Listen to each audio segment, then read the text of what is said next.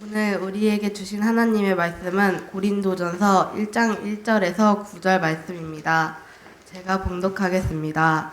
하나님의 뜻을 따라 그리스도 예수의 사도로 부르심을 받은 바울과 형제 소스데네는 고린도에 있는 하나님의 교회 곧 그리스도 예수 안에서 거룩하여지고 성도라 부르심을 받은 자들과 또 각처에서 우리 주 곧 그들과 우리 주 대신 예수 그리스도의 이름을 부르는 모든 자들에게 하나님 우리 아버지와 주 예수 그리스도로부터 은혜와 평강이 있기를 원하노라. 그리스도 예수 안에서 너희에게 주신 하나님의 은혜로 말미암아 내가 너희를 위하여 항상 하나님께 감사하노니 이는 너희가 그 안에서 모든 일 곧 모든 언변과 모든 지식의 풍족함으로 그리스도의 증거가 너희 중에 견고하게 되어 너희가 모든 은사의 부족함이 없이 우리 주 예수 그리스도의 나타나심을 기다림이라. 주께서 너희를 우리 주 예수 그리스도의 날에 책망할 것이 없는 자로 끝까지 견고하게 하시니라. 너희를 불러 그의 아들 예수 그리스도 우리 주와 더불어 교제하게 하시는 하나님은 미쁘시도다. 이 말씀은 살아계신 하나님의 말씀입니다. 아멘. 트루먼 쇼라고 하는 영화가 있습니다. 혹시 보셨겠죠? 네, 트루먼 쇼. 무슨 내용이냐면요. 영화를 찍으려면요 항상 그 세트장을 만듭니다.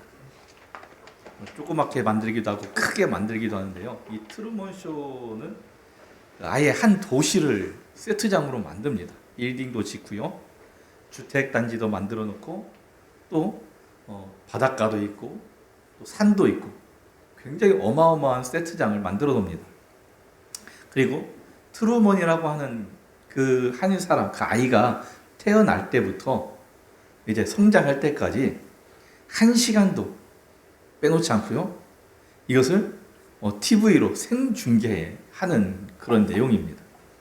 어떻게 보면은 좀 나쁜 말로 하면 그 우리 안에 갇혀 있는 어떤 동물을 계속 촬영해서 방송하는 것과 똑같습니다. 트루먼이라고 하는 이 사람의 어떤 그 삶을 처음부터 끝까지 소리가 좀 울리는 것 같아요. 처음부터 끝까지 하나도 빼놓지 않고 이렇게 방송을 하는데요. 결국 이 트루먼은 이 한 사람의 어떤 삶을 하는데 그가 원하는 삶, 그가 살고 싶은 삶을 살아서 방송을 사는 모습을 방송을 하는 게 아니고요. 그 어떤 그 감독의 의도대로 그 한 사람의 삶을 만들어 가는 겁니다. 그래서 거기에 등장하는 모든 사람들이요 다 배우들이에요. 트루먼이라고 하는 이 한 사람 빼고 다 배우로서 이 트루먼 한 사람을 속이는 겁니다. 그래서 어떻게 보면 인공적인, 인위적인 그 한 사람의 삶을 만들어 가면서 그것을 방송하는데요. 어느 날 이 트루먼이 이제 성인이 되었을 때에 우연한 계기를 통해서 자기의 삶에 대해서, 자기가 살고 있는 이 마을에 대해서 의구심을 갖게 만듭니다. 그리고 결국에는 이 자기가 살고 있는 그 자리가 영화의 세트장이라는 것을 알고요, 그 세트장을 벗어나면서 영화는 끝이 납니다. 많은 사람들이요 의도하지 않게 내 삶을 내가 살고 있지만 내가 원하는 삶이 아니라 다른 사람들의 시선을 의식하면서 다른 사람들이 원하는 그런 삶을 살아갈 때가 있습니다. 한번 생각해 보십시오. 나는 안 그럴 것이다. 아마 그런 사람은 지금은 있겠지만 말 들어보면 없을 겁니다. 우리가 한번 보세요. 집에서는 부모라는 이름으로, 직장에서는 어떤 직책에 해당되는 그 직함의 이름으로, 교회 안에서 봅시다. 목사라는, 전도사라는 그 이름으로, 장로, 권사, 집사라는, 교회 안에 있으면 성도라는 이름으로요, 내가 원하고 내가 하고 싶은 대로 사는 게 아니라 그 직함 때문에 어쩔 수 없이 해야 되는, 마지못해서 무엇인가를 하는 그러한 삶을 우리가 살 때가 있다는 겁니다. 그런 내가 원하는 삶을 살지 않고 살아가던 어느 날 거울을 보면서 우리는 그런 생각을 할 때가 있어요. 넌 누구니? 너는 누구이며 어떤 존재이니? 이렇게 물을 때가 있습니다. 누가요? 내가 나에게. 이것을 물을 때가 있다는 겁니다. 그래서 이 궁금증이 생긴 사람들은 무엇을 합니까? 나 자신을 찾기 위해서 여행을 떠나보고 철학을 공부하면서 무엇인가 해보려고 합니다. 나 자신을 찾으려고 무엇인가를 끊임없이 하면서 나 자신을 찾아가려고 애를 씁니다. 하지만 성경은요, 자기 노력으로 내가 어떤 존재인지 스스로 알 수 없다라고 말하고 있습니다. 그러면 우리는 무엇을 통해서 나라는 존재가 어떤 존재인지를 알 수 있을까? 오늘 본문을 통해서요, 보면은 첫 번째로 우리는 하나님께서 부르신 존재라고 말하고 있습니다. 하나님께서 부르신 존재. 2절 말씀을 한번 같이 읽어볼까요? 고린도에 있는 하나님의 교회 곧 그리스도 예수 안에서 거룩하여지고 성도라 부르심을 받은 자들과 또 각처에서 우리의 주 곧 그들과 우리의 주 되신 예수 그리스도의 이름을 부르는 모든 자들에게. 여기서 가장 핵심되는 내용은 뭐냐? 성도라 부르심을 받은 자라는 겁니다. 누가 성도로 부르심을 받았습니까? 누가 성도로 부름을 받았어요? 네, 한 글자죠. 나. 네, 옆에 있는 사람이요, 아무리 성도로 부름을 받아도 그건 소용없어요. 나하고 상관이 없는 거예요. 일단 누가 성도로 부름을 받아야 돼요? 내가 받아야 돼요. 나. 여러분, 내가 성도로 부르심을 받지 않으면요, 아무 소용이 없습니다. 여러분들이 하나님의 부르심을 받은 자들입니다. 한번 따라해 볼까요? 나는 성도로 부르심을 받은 자다. 여러분을 누가 불렀어요? 하나님께서. 그래요. 하나님께서 부르신 겁니다. 이 2절 말씀을 보면은요, 아주 중요한 단어가 하나 있는데요. 그 단어가 뭐냐? 클레토스라고 하는 단어가 나옵니다. 클레토스. 클레토스라고 하는 단어의 뜻이 뭐냐면은 부르심을 받은, 이 정도로 해석할 수 있는 단어입니다. 바울이요, 이 고린도교의 편지를 보내면서 나는 부르심을 받은 자다. 나는 부르심을 받은 자다. 너희도 부르심을 받은 자다. 라고 말하는데요, 좀 다르긴 합니다. 바울은 자신을 가리켜서 사도로 부르심을 받은 자다. 그리고 고린도 교회 교인들을 향해서는 너희들은 성도로 부름을 받은 자다. 부르심을 받은 자다. 이렇게 말하고 있습니다. 이 당시 고린도 지역은요, 로마의 식민지 중에 하나였습니다. 그러니까 우리로 말하면 이거죠. 일제의 식민지하에 있을 때 한 도시 있잖아요. 뭐 서울이 됐든 광주가 됐든 부산이 됐든 그 도시의 하나입니다. 고린도 지역이라고 하는 이 도시였습니다. 그런데요, 이 고린도 지역이 뭐가 발전했느냐? 무역과 상업이 굉장히 발전해 있었습니다. 무역이 발전하다 보니까요, 무역은 누가 합니까? 그 지역 사람들이 하나요? 물론 그 지역 사람들도 있습니다. 하지만 다른 지역의 사람들이 와서 같이 해야 되는 겁니다. 주변에요, 수많은 지역의 사람들, 수많은 나라의 사람들, 여러 민족들이 와서 그곳에서 무역을 하는 그런 곳이었습니다. 수많은 사람들이 오다 보니까 어떤 현상이 일어났느냐? 사람이 있는 곳에는요, 어디나 종교적인 그러한 모습이 비춰집니다. 각 나라, 각 족속에게 그들이 가지고 있던 종교가요, 이 고린도라는 지역 안으로 총집결을 하게 되는 겁니다.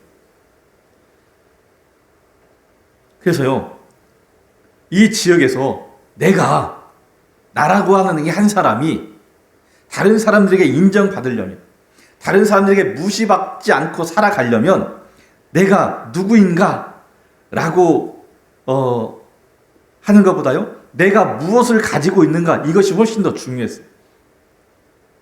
자기가 어떤 가문인의 출신이고 무엇을 배웠고 내가 지금 무엇을 하고 있는가, 이것은 별로 중요하지 않아요.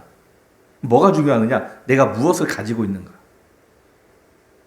내가 얼마나 많은 것을 다른 사람들보다 가지고 있는가. 이것이 중요합니다. 이 당시에 고린도 지역은요, 노예라고 해도 주인에게 어떤 공을 세워서 자유를 얻은 사람, 자유를 얻은 그런 경우가 많이 있었어요.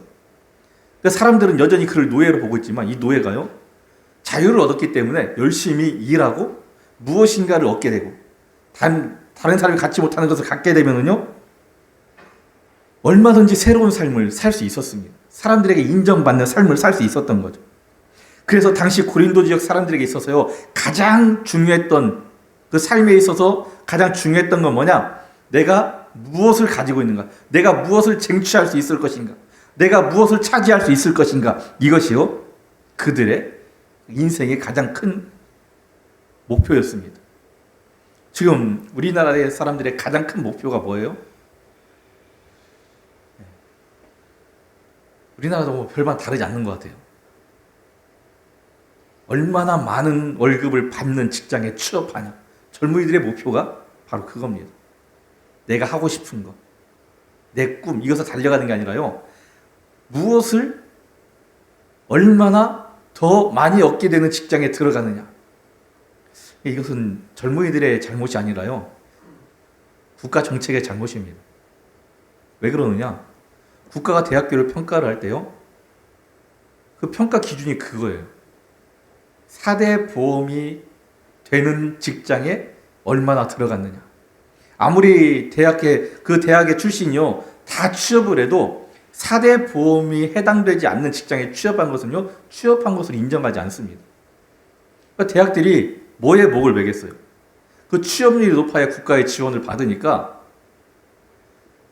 어떤 꿈, 인간성, 이런 것에 중점을 두는 게 아니라요, 어느 곳에 어느 과가 살아남아야, 발전을 해야, 성장을 해야 취업이 잘 되느냐, 거기에만 그 과가 매달려 있는 거예요. 그러니까 예전에는 사람의 어떤 됨됨이를 좀 키우는 뭐 철학이라든지 뭐 이런 부분에 과가 많이 있었는데요, 지금은 다 사라졌어요.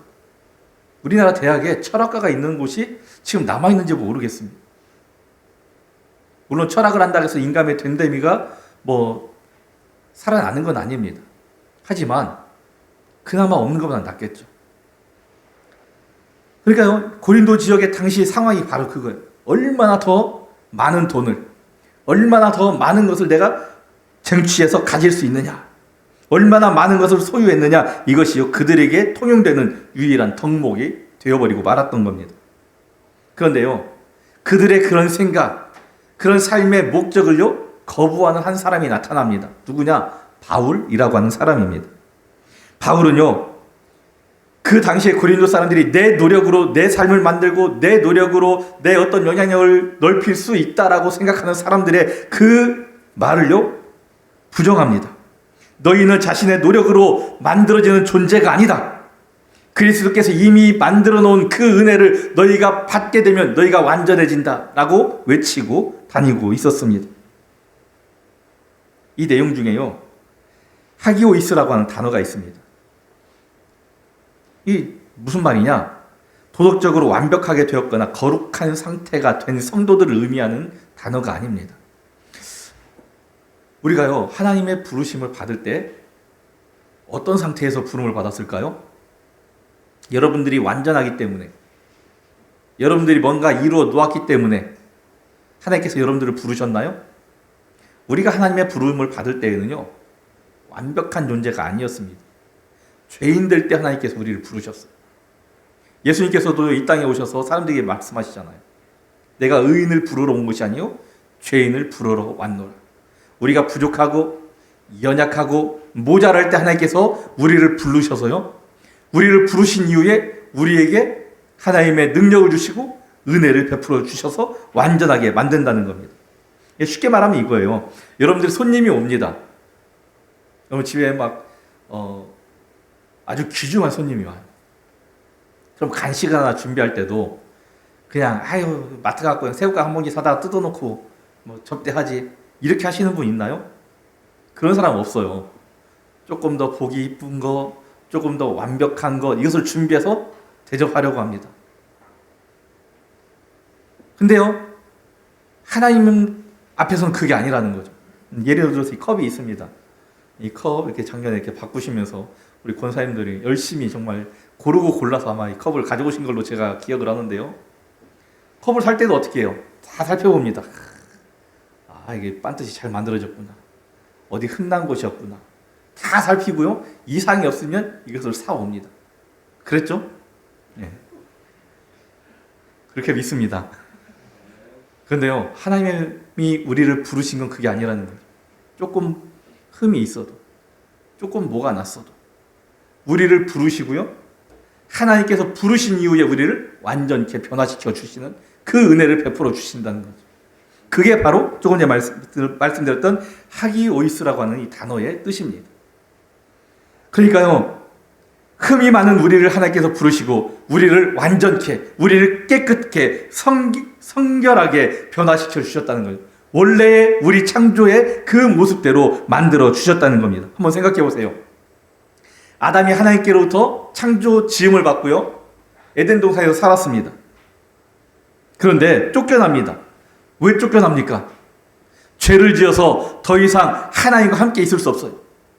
쉽게 말하면 이 그릇이 있는데요, 이 컵이 깨져버린 겁니다. 이가 나간 겁니다. 사용하겠습니까? 안 합니다. 우리도 안 합니다. 그래서 쫓겨납니다. 그런데요, 우리도 역시 똑같이 아담과 같이 흠이 있는, 일부가 깨진 그런 존재인데 하나님께서 예수 그리스도의 십자가를 통해서요, 우리를 다시 불러주셨다는 겁니다. 우리를 부르시고요, 이 뭐가 난데 깨진 데를 수리해 주십니다. 고쳐주십니다. 그것뿐이 아니죠. 우리를요, 하나님의 자녀 삼아 주셔서 우리가 하나님을 아버지라고, 아빠라고 부를 수 있게 하셨어요. 이것은요, 우리의 노력으로 할 수 있는 게 아닙니다. 우리가 아무리 애를 쓰고 수고해도요, 우리가 스스로 우리를 성결하게 할 수 없고, 우리의 잘못된 깨진 그런 삶의 부분을 완전히 다시 원래대로 만들어 놓을 수 없습니다. 오직 예수 그리스도를 통한 하나님의 은혜, 하나님의 역사하심이 우리 가운데 있을 때, 하나님께서 우리를 불러주실 때 가능한 일입니다. 한 집사님이요, 평생을 대기업에 다니다가 퇴직을 하셨어요. 대기업에 다닐 때에 이 집사님의 기쁨이 뭐였느냐, 이제 그 회사에서, 그 대기업이니까 얼마나 명함도, 또 임원이다 보니까 좋은 걸 만들어 줬겠어요. 임원에 뭐뭐 기업, 뭐 누구, 자기 이름 딱 써있고, 그 명함을 사람들한테 주면서요, 그 만나고 명함 주는 그런 재미로 살고 있었어요. 그 명함을 주면서 내가 당신보다 더 우월합니다. 나는 당신보다 나은 사람입니다. 이것을 얼마나 자랑했겠어요. 사람들이 그렇게 부러워하는 대기업의 임원이 되었으니. 안 그랬겠습니까? 그런데요, 퇴직을 하고 나니까 그 회사에서 만들어준 명함이 남아있어 자기가 가지고 있는데도 줄 수가 없는 거예요. 왜? 이제 그 회사 직원도 아니고 그 직책도 아니잖아요. 그래서 우울증에 빠집니다. 우울증에 시달리는 그 집사님을 보면서요, 목사님이, 집사님 성경을 한번 읽어보세요 라고 하는데, 마지못해서 읽기 싫었는데요, 할 일도 없고 마지못해서 성경을 읽기 시작합니다. 그러다가 오늘 고린도전서 1장에 이제 딱 들어와서 읽는데요, 2절에서 딱 걸린 겁니다. 2절. 우리 2절을 다시 한번 같이 읽어볼까요? 고린도에 있는 하나님의 교회 곧 그리스도 예수 안에서 거룩하여지고 성도라 부르심을 받은 자들과, 자, 여기를 딱 읽는 거예요. 여기를 딱 읽는데요, 중요한 사실을 이때 깨닫습니다. 자기가 대기업의 직원으로 뽑히고 그 임원의 직책을 준 것은 내가 노력하고 내가 수고해서 한 것이 아니라는 거예요. 물론 그 부분도 없지 않아 있겠지만, 그 회사에서 나를 뽑아줬고 그 회사에서 나에게 그 직책을 주었기 때문에, 우리가 하나님의 거룩한 자가 될 수 있었던 것은요, 내 노력이 아니라 하나님께서 우리를 불러주셨기 때문에 우리가 거룩한 하나님의 자녀, 성도가 될 수 있었다는 것을 그때서야 깨달았다는 겁니다. 세상은 여전히 우리에게 묻습니다. 너는 누구냐? 네가 가지고 있는 것은 뭐냐? 세상의 이 물음 앞에요, 여러분들은 무엇을 말할 수 있겠습니까? 난 이것을 가지고 있어. 나는 이런 사람이야. 우리가 무엇으로 그들 앞에 내놓을 수 있겠습니까? 우리가 세상 앞에 내놓을 수 있는 것은요, 세상 사람들과 똑같은 것을 내놓아서는 안 됩니다. 나는 하나님의 거룩한 백성이야. 나는 하나님의 거룩한 자녀야. 나는 하나님의 은혜를 입은 사람이야. 이것을 내놓아야 하는 겁니다. 세상 사람들과 똑같은 것을 내놓으려고 내 삶에 무엇이 있는지 찾는 것은요, 세상 사람들과 다를 바 없는, 구원받지 못한 그런 사람들과 똑같다는 겁니다. 우리가 가진 것이 있으면 그것은 바로 예수 그리스도의 십자가 은혜인 줄 믿습니다. 우리는 모두 하나님의 뜻에 따라 부르심을 받은 성도, 하나님의 존귀한 자임을 잊지 마시기 바랍니다. 두 번째는요, 우리의 지혜와 재능은 하나님의 선물로 주어진 것이라는 거죠. 오늘 4절 말씀 같이 읽어볼까요? 그리스도 예수 안에서 너희에게 주신 하나님의 은혜로 말미암아 내가 너희를 위하여 항상 하나님께 감사하노니. 자, 보면은요, 고린도 교회를 보고 있는 바울, 고린도 교회에게 편지를 보내고 있는 바울이 내가 너희를 보면서 뭘 한다라고 얘기해요. 내가 너희를 보고 감사한다. 내가 너희를 위하여 감사한다라고 말하고 있습니다. 그런데 고린도 교회의 상황을 보면 바울의 이 감사함이 얼마나 대단한 감사인지를 알 수 있습니다. 고린도 교회가 어떻게 생겨났을까? 여러 가지 이유가 있어요. 고린도 교회가 아까 어디에 지배를 받고 있다고 했죠? 예, 로마에. 지금으로 말하면 이탈리아죠. 이탈리아 수도가 로마니까 로마의 지배를 받고 있었어요. 그 다른 나라, 다른 민족의 억압을 받고 막 힘들게 살고 있는 사람들에게 나타나는 특징이 하나 있는데요. 뭐냐면 신앙심이 좋아져요.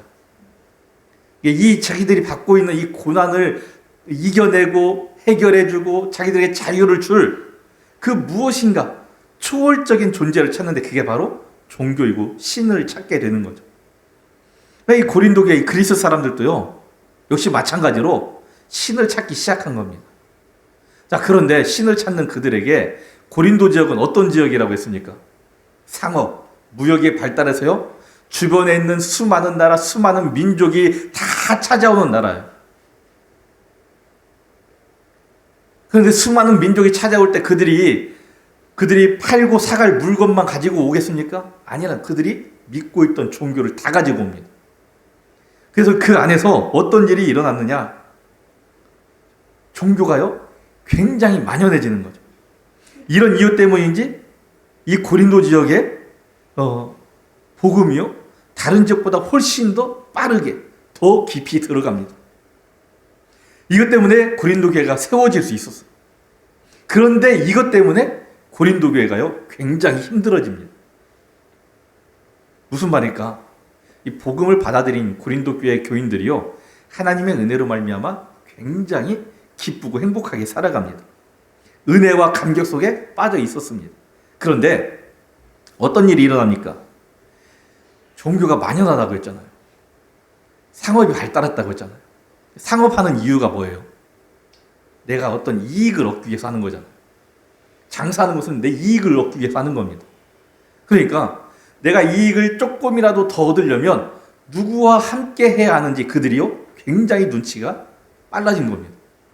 그래서 어떤 때는 이 기독교인들과 함께 할 때 이윤이 생기겠다면 자기 종교를 버리고 기독교로 개종을 하는 겁니다. 어떤 때는 뭐 다른 종교 가진 사람들과 함께 할 때 내가 더 이윤이 생겼다면 그쪽으로 가는 겁니다. 그러니까 종교를 바꾸는 일이 비일비재하게 일어나는데, 자, 문제는 다른 종교를 가지고 있다 기독교로 왔어요. 그러면 그 종교에서 하고 있던 어떤 그 신앙적 어떤 습관, 그런 행위들을 다 버리고 기독교에서 배운 새로운 것을 하느냐? 안 그런다는 거죠. 물론 우리나라 보면은요, 우리 한국교회 특징 중에 한 가지가 새벽교회 기도회가 있는 거잖아요. 한국교회 외에는 새벽기도회가 없습니다. 그러니까 뭐 어떤 목사님들은 우리도 없애자, 왜 우리나라만 하느냐, 이렇게 하시는 분도 있는데요. 예수님께서 새벽에 기도하셨어요. 새벽 미명에 기도하셨다고 성경에 나옵니다. 그런데 실질적으로 그것 때문에 생긴 건 아니고요. 우리나라에 처음 새벽기도회 교회가 들어오면서 새벽기도회 한 것은 뭐냐? 어떤 영향을 받았느냐? 성경의 영향도 받았지만 불교인들 새벽에요, 우리 할머니, 어머니들이 새벽마다 뭐 했어요? 정화수 떠놓고 장독에다 갖다 놓고 비나이다 하면서 그거 했던 그분들이 교회에 나오면서요, 새벽에 장독으로 간 게 아니라 교회에 나와서 하니까 기도했던 것이 영향이 없다고 볼 수 없습니다. 그러니까요, 이 전에 있던 종교의 어떤 습관들, 어떤 그런 문화들을요, 교회 안에 들어와서도 똑같이 하려고 하는 그런 일들이 일어났는데, 이게 순기능만 있으면 좋은데 역기능이 많았다는 거죠. 성경의 가르침과 반대되는 일들이 너무나 많았다는 겁니다. 성경은요, 우리에게 거룩함을 요구합니다. 성경은 우리에게 하나님의 말씀에 순종하기를 원하고요, 거룩하고 성결하게 사랑하라고 말하는데, 세상 종교는 그렇지 않죠. 거룩과는 거리가 있습니다. 타락했습니다. 성적으로요, 타락하고 그것이 자랑적으로 여겨지는 그런 종교들도 얼마나 많은지 모릅니다. 교회 안으로 들어오면서 성경의 가르침을 따르지 않고 이전 종교에 생하던 일들을 그대로 하려고 했던 그 많은 사람들 때문에 교회가요, 혼란에 빠지게 됩니다. 그러면서 성도들 사이에 갈등이 생깁니다. 야, 우리도 저 사람들처럼 하자. 안 된다. 우리는 성경의 가르침대로만 해야 된다 하면서요, 갈등이 생겨나고 서로 대립하게 됩니다. 성도들 사이에 분열이 일어납니다. 하나님 앞에 일부 사람들이 범죄하고 죄를 짓기 시작합니다. 그런 고린도 교회에 편지를 쓴 바울이 하나님께 뭐 한다고요? 감사한다라고 말하는 거죠. 뭘 감사해야 될까요? 바울은 뭘 감사할까요? 이 고린도 교회가 분열하는 것? 하나님 앞에 죄를 짓는 것? 이것으로 감사하고 있을까요? 아니라는 거죠. 상황은 좋지 않고 희망적이지 않지만 바울은요, 그 가운데서 감사의 내용을 찾아내는데요, 5절에서 7절까지 그 감사의 내용이 있습니다. 우리 같이 읽어볼까요? 이는 너희가 그 안에서 모든 일, 곧 모든 언변과 모든 지식의 풍족함으로 그리스도의 증거가 너희 중에 견고하게 되어 너희가 모든 은사에 부족함이 없이 우리 주 예수 그리스도의 나타나심을 기다림이라. 자, 우리가요, 부족하고 연약하고 하나님 앞에 어떻게 보면 내세울 것 하나도 없지만 하나님께서 모든 은사에 우리에게 부족함 없이 주셨다. 너희에게 그 은사가 있다는 것에 대해서 감사하고 있다는 겁니다. 이 5절에, 특히 5절에서요, 풍족하다라고 표현을 해요. 풍족하다. 이 풍족하다는 헬라어는요, 플루티조라고 하는 단어인데요, 이 좀 특이해요. 이 시제가 좀 특이한데 수동태인데요, 신적 수동태라고 말합니다. 우리가 흔히 말할 때 능동태, 수동태가 있어요. 능동태가 뭐죠? 우리 학생들, 능동태가 뭐예요? 능동태는요, 내가 하는 거예요. 열심히, 내 열심을 내고 내가 스스로 뭔가 해보려고 하는 그 내 자의적으로 내 생각으로 뭔가 해보려고 하는 걸 능동적으로 한다고 해서 능동태라고 말합니다. 자, 수동태는 뭐예요? 누가 뭐 억지로 시켜서 하는 것도 수동태라고 하고요, 다른 사람이 하는 어떤 일에 대해서 내가 어떤 반사적인 이익을 얻는 것도 수동태라고 말을 합니다. 그런데요, 이것은요, 수동태는 수동태인데 신적 수동태라고 해요. 이 헬라어에 왜 신적 수동태라는 말이 있냐? 이 그리스는요, 이 헬라어가 그리스어입니다. 헬라 문화 안에 있다고 해서 헬라어라고도 해요. 근데 그리스가 다른 나라보다 더 발전된 게 뭐냐? 신전이 굉장히 많아요. 이 고린도가 있는 그 옆에 다른 도시가 뭐냐? 아테네라고 하는, 성경에 아덴이라고 나와 있는 아테네라고 하는 도시가 있어요. 이 아테네라고 하는 도시에는요, 굉장히 많은 신전들이 있습니다. 얼마나 많은지 헤아리기조차 어려울 정도로 신전이 많아요.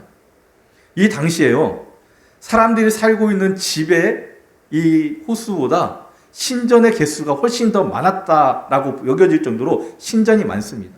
신전이 그렇게 많다는 건 뭐예요? 수많은 신들이 그렇게 있었다라는 거죠. 신 하나마다 신전 하나씩을 만들었다고 해도요, 굉장히 많이 있었던 겁니다. 그런데요, 이 신들이 많이 있었기 때문에 신의 은총을 받기 위한 어떤 것을 표현을 할 때 이 단어를 썼던 거예요. 뭐라고요? 플루티조.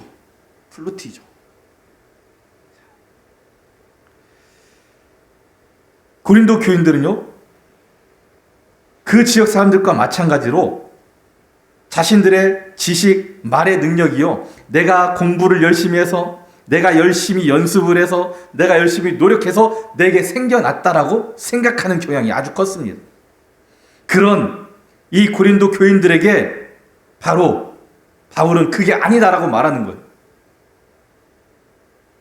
스스로 인한 결실이 아니라, 스스로 노력한 대가로 인한 그런 것이 아니라 바로 하나님의 은혜였다. 너희가 가진 은혜는 하나님의 은혜로부터 온 것이니 너희가 자랑해서는 안 된다라고 말하는 거죠. 우리 모두는요, 각각 은사와 재능을 가지고 있습니다. 고린도서 12장에 보면 하나님께서 우리에게 주신 그 은사에 대해서 말하고 있는데요. 그 내용을 보면 어떤 사람들에게는요, 눈의 은사를 주십니다. 어떤 사람은 코에 재능을 주시고요. 어떤 사람은 귀나 입에 은혜를 주십니다. 쉽게 말하면 이거죠. 사람마다 좀 이렇게 다른 재능이 있는 거예요. 어떤 사람은요, 노래를 잘합니다. 어떤 사람은요, 음식을 다른 사람보다 훨씬 더 맛있게 잘합니다. 어떤 사람은 가르치는 걸 잘하고요. 어떤 사람들은 다른 사람을 인정해주고 칭찬해주고 섬겨주는 일을 굉장히 잘하는 사람들이 있어요. 이것이 바로 은혜라는 거죠. 은사라는 거죠. 하나님께서요, 사람마다 무엇인가 그 사람이 다른 사람들보다 잘하는 어떤 재능을 주셨다는 겁니다. 내가 그 은사를 발견한 사람도 있고 아직까지 발견하지 못한 사람도 있을 수도 있지만 하나님께서 주신 은사가 없는 사람은 없습니다. 근데 문제가 뭐냐? 중요한 건 이거죠. 그 내가 잘하는 그 능력이 내가 배웠기 때문에, 내가 무엇인가 노력해서 얻어냈기 때문이 아니라는 겁니다. 하나님께서 여러분들에게 주셨기 때문입니다. 그 은사를요, 내 노력으로, 내 열심으로 내가 조금 더 배워서 더 잘할 수 있게 할 수 있는 것은 우리의 노력으로 할 수 있지만 기본적으로 하나님께서 우리에게 주셨다는 것을 잊어서는 안 됩니다. 우리는요, 그 은사를, 하나님께서 주신 그 은혜를 어떻게 사용해야 되느냐? 하나님께서 원하시는 곳에 사용해야 한다는 겁니다. 하나님께서 원하시는 곳, 하나님께서 기뻐하시는 곳에 우리의 재능과 은사를 사용하게 되면 어떤 일이 일어날까요? 하나님께서요, 우리를 통하여 영광 받으시고 하나님께서 받으셔야 될 그 영광의 자리에 우리가 함께 영광을 받게 하십니다. 그럼 하나님은 왜 우리를 부르시고 은사와 재능을 주셨을까? 바로 주님과 교제하고 우리가 서로 사랑하는 공동체를 이루게 하시기 위함입니다. 9절 말씀을 한번 볼까요? 형제들아, 내가 우리 주 예수 그리스도의 이름으로 너희를 권하노니 다 같은 말을 하고 너희 가운데 분쟁이 없이 같은 마음과 같은 뜻으로 온전히 합하라. 여러분, 이 세상에 있는 모든 종교는요, 그 종교를 어떻게 표현하는 한 가지 단어가 대부분 존재합니다. 우리 기독교는 뭘까요? 예, 그렇죠. 사랑. 예. 우리 기독교를 표현하는 단어는요, 사랑입니다. 다른 종교를 가진 사람들도 교회를 생각할 때에 야, 너희는 사랑해야 하잖아, 이런 말을 해요. 우리가 싸우고 미워하고 시기하고 질투하는 모습을 보이면요, 다른 종교를 가진 사람, 야, 교회 다니는 사람들이 서로 사랑해야지, 이렇게 표현을 합니다. 다른 사람들이 그거죠. 나는 다른 사람을 사랑 못해도 너희는 사랑해야 하잖아. 서로 사랑하시기 바랍니다. 그 사랑을 표현해야 돼요. 특히 가족 간에 표현하시기 바랍니다. 그리고 우리가 옆에 있는 사람에게 표현해야 됩니다. 왜 표현해야 됩니까? 우리는 주 안에 한 가족이죠. 우리가요, 우리 조상들 쭉쭉쭉 따라 올라가면 누구부터 시작해요? 아담부터 시작해요. 그래서요, 다른 종교를 가지고 있는 사람들은 가족이라는 표현을 사용하지 않습니다. 왜? 성이 다르고 혈통이 다르다고 생각하기 때문에 그러죠. 근데 우리는요, 성은 지금 어떤 이유가 됐는지 모르지만, 달라진 이유는 모르지만요, 결국 올라가면 아담으로부터 시작하기 때문에 우리는 주 안에 한 가족이라는 표현을 쓰는 겁니다. 그래서 우리가요, 내 가족, 내 식구들만 사랑할 게 아니라 옆에 있는 우리 신앙의 안에서 한 가족된 우리 모두가 서로 사랑하고 사랑을 표현해야 합니다. 자, 성도들의 사랑이요, 세상 사람들과 다른 이유가 있어요. 이 혈통적인 그런 것만 말하는 게 아니라요, 세상은요, 사랑을 할 때 내게 어떤 이익이 있어야 사랑을 해요. 유익이 있어야 돼요. 뭔가 얻어지는 거 있을 때 사랑을 합니다. 그런데 우리는 어떻습니까? 우리는요, 내게 어떤 유익이 없어도 사랑을 합니다. 자, 오늘 이 본문에서요, 주와 더불어 교제한다라고 했어요. 교제라고 하는 단어가 있어요. 성경에서 교제라고 할 때, 교제를 표현할 때 쓰는 단어가 있는데요, 우리가 너무나 좀 친숙합니다. 다른 단어들보다. 뭐냐? 코이노니아라고 하는 단어가 있어요. 코이노니아. 이 단어의 뜻은 뭐냐? 친교, 교제, 이런 뜻으로 많이 사용하는데요, 또 다른 뜻이 있어요. 뭘까요? 그렇죠. 잘 아시네요. 내어주다. 또, 네, 나누어준다. 친교, 교제와 내어준다, 나누어준다는 조금 다른 의미인데요, 이 뜻을 동시에 가지고 있다는 거죠. 코이노니아의 목적은 바로 여기에 나오는 겁니다. 우리가 친교, 교제, 화목하게 하는 것뿐만 아니라 나 자신을 내어주는 것, 내가 가지고 있는 것을 내어주는 것, 이것이 사랑의 실천이기 때문에 그런 거죠. 코이노니아의 목적이 있습니다. 하나님께서 우리에게 교제하라는 목적, 바로 하나님과의 교제입니다. 우리가 하나님과 교제해야 돼요. 하나님과 친해야 됩니다. 하나님께서 우리를 위해서 독생자를 내어주신 것처럼 우리도 예배드리는 이 시간을, 우리의 정성을, 우리의 마음을 하나님께 내어드릴 수 있어야 돼요. 그냥 와서 시간이 되었으니까, 안 나오면 목사님이 나오라고 자꾸 전화하고 찾아오니까 그래서 나오는 게 아니라요, 우리가 하나님께 받은 은혜에 감사해서 내 것을 하나님 앞에 드리기 위한 마음으로 나와야 한다는 거죠. 그리고 또 목적이 또 있습니다. 세상을 향해서는요, 하나님을 향해서는 하나님과 교제고, 세상을 향해서는 우리를 통해서 주님이 세상과 친해지기 원하는 그 목적을 이루기 위해서입니다. 주님이요, 세상에 오셨어요. 그리고 이 세상을 위해서요, 십자가에서 희생을 당하셨습니다. 우리의 그 사랑을 주셨는데, 주님이 승천하신 이후에, 주님이 다시 하늘의 영광 보좌에 오르신 이후에는요, 이제는 주님께서 직접 세상 사람들을 만나는 게 아니라 우리를 통해서 만나신다는 거예요. 여러분들을 통해서 예수 그리스도가 나타나야 한다는 거죠. 여러분, 우리를 통해서요, 나를 통해서 예수 그리스도가 세상 사람들과 만나기를 원하고 계신다는 겁니다. 또 하나가 있어요. 뭐냐? 우리가 성도끼리 서로 친해져야 합니다. 여러분 옆에 있는 분들과 화목하고 친할 수 있어야 한다는 거죠. 우리를 통해 세상에 주님께 나올 수 있도록 관계를 맺고 주님처럼 자신을 내어주는 그런 나눔이 우리 가운데 있어야 하는 겁니다. 이것이 바로 교제하는 겁니다. 교회 안에서 우리가 화목해야 된다고 얘기합니다. 교제해야 된다고 합니다. 그런데요, 이 세상의 많은 교회들이 화목하지 못하고 분열하고 분쟁이 일어납니다. 분쟁이 일어나고 분열하는 거죠. 이렇게 되는 가장 큰 원인은 뭘까? 많은 교회가 그러면 안 되는데 싸우는 일이 있어요. 근데 싸우는 그 원인을 보면은요, 왜 싸울까요? 왜 싸우냐면 예배 때문에 싸우는 일은 거의 없어요. 신앙 때문에 싸우는 일 별로 없습니다. 구원론이 달라서 똑같잖아요. 예수 그리스도를 통하여 우리가 구원받는, 싸울 일이 없어요. 뭐 때문에 싸우냐? 교회 운영상 갈등 때문에 싸우는 거예요. 이 예산을 어떻게 쓸 것인지, 저것을 어떻게 할 것인지. 우리나라 기독교가요, 들어옵니다. 해방할 때까지만 해도 우리나라 기독교를 보면은요, 별로 교파 말고 그냥 교단만 봅시다. 우리 장로교만 보면은요, 몇 개 없었어요. 몇 개 있었느냐? 해방할 때쯤에 6.25 전쟁 이전을 딱 보면 몇 개가 있었느냐? 기장, 예장 중에서 이제 그냥 예장 하나하고 고신이 있었어. 그다음에 1950년대 후반에 가서야 통합과 합동이 나눠집니다.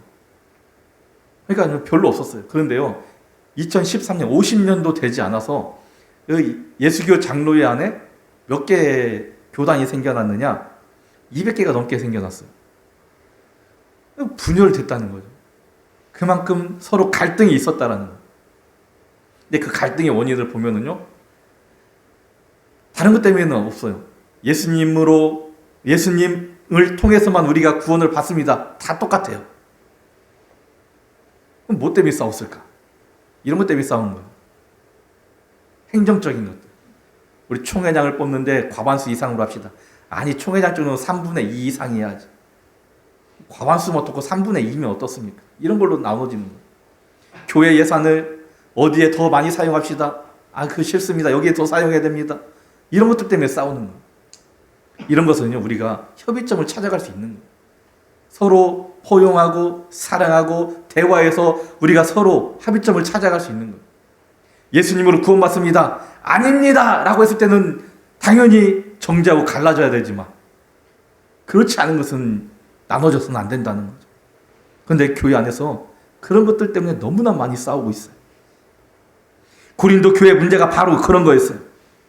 오늘 지금 우리가 내용에 제가 넣진 않았지만요, 이 고린도 교회 안에요, 분파가 생겨났어요. 바울파, 그리스도파, 아볼로파, 게바파 생겨난 거예요. 왜 생겨났느냐? 누구한테 세례받았느냐? 그것 때문에 생겨난 겁니다. 누가 더 뛰어난 지도자냐?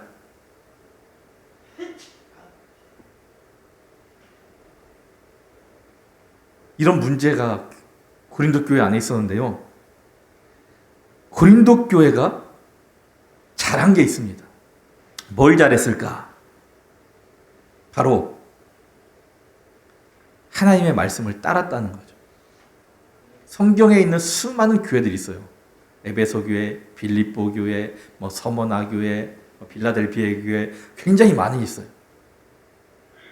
그런데요, 성경에 있는 수많은 교회들 가운데에 2000년이 지난 지금까지 남아있는 교회는요, 고린도 교회 하나밖에 없습니다. 이들이 하나님의 말씀을 따랐기 때문인데 무슨 말씀을 따랐을까? 10절 말씀을 같이 한번 읽어볼까요? 네, 같이 읽습니다. 형제들아, 내가 우리 주 예수 그리스도의 이름으로 너희를 권하노니 다 같은 말을 하고 너희 가운데 분쟁이 없이 같은 마음과 같은 뜻으로 온전히 합하라. 그들이요, 같은 말을 합니다. 왜 같은 말을 할 수 있었을까요? 같은 마음과 같은 뜻을 가지고 있었기 때문입니다. 바로 사랑입니다. 교회는요, 사랑의 공동체예요. 사랑을 실천하지 않으면 교회라고 볼 수 없어요. 구약에서도 주님께서도 우리에게 말씀하시는 게 뭐였어요? 사랑하라. 하나님을 사랑하라. 내 이웃을 사랑하라. 내 이웃을 누구처럼 사랑하라고 했어요? 네가 너를 사랑하는 것처럼, 내가 나를 사랑하는 것처럼 우리 이웃을 사랑해야 합니다. 우리는 사랑의 공동체임을 잊지 마시기 바랍니다. 하나님께서 우리를 부르시고 각기 재능과 능력을 다르게 주신 이유는요, 우리가 그 재능을 통해서 그것이 부족한 누군가를 섬기며 사랑을 실천하라고 주신 겁니다. 주님은 우리가 누구를 만나든 좋은 것만 보고 좋은 것만 말하는 신앙 공동체, 좋은 영향력만 끼치고 사랑을 실천하는 사랑의 공동체가 되기를 원한다는 사실을 잊지 마시고, 우리도 사랑을 실천하는, 행하는 주님의 자녀가 될 수 있기를 원합니다. 참 좋으신 하나님 감사합니다. 오늘도 우리와 함께 하시고 오늘도 하나님의 생명의 말씀 우리에게 주심을 감사드립니다. 아무것도 아닌 저희를 하나님께서 부르시고 우리에게 하나님의 자녀가 되는, 하나님의 아버지라고 부를 수 있는 그런 존재로 변화시켜 주셨습니다. 우리가 깨끗하기 때문에, 하나님 앞에 부름을 받기에 합당하기 때문이 아니라 부족하고 연약한 저희를 부르셔서 하나님의 은혜를 주시고, 또 그 은혜뿐만이 아니라 우리에게 재능을, 또 은사를 주신 줄 믿사오니 우리가 이것을 통하여 다른 사람들을 섬기고 하나님의 사랑을 실천할 수 있는 주의 자녀가 될 수 있도록 도와주셔서 우리가 있는 곳마다 하나님께서 원하시고 뜻하신 일들이 이루어지게 하시고 우리를 통하여 하나님의 영광이 드러나게 하옵소서. 우리를 통하여 이 세상이 밝아지게 하시고 우리를 통하여 우리를 만나는 사람들 또한 기쁨과 행복을 누릴 수 있도록 하나님 도와주시옵소서. 예수님의 이름으로 기도드립니다. 아멘.